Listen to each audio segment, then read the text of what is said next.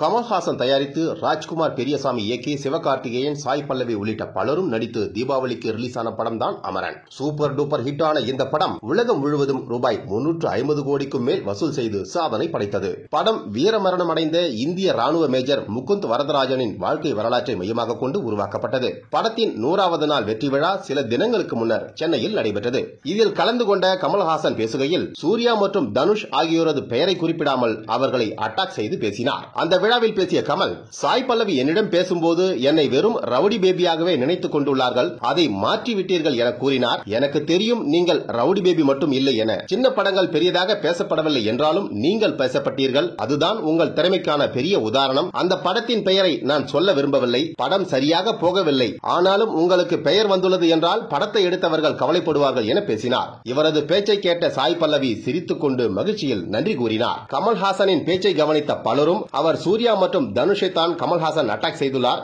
மேலும் வேண்டுமென்றேதான் அவர்களின் பெயரை சொல்லாமல் விட்டுள்ளார் என கூறி வருகிறார்கள். மேலும் பலர் கமல்ஹாசன் பேசியதை தங்களது சமூக வலைதள பக்கங்களிலும் வேகமாக பகிர்ந்து வருகிறார்கள்.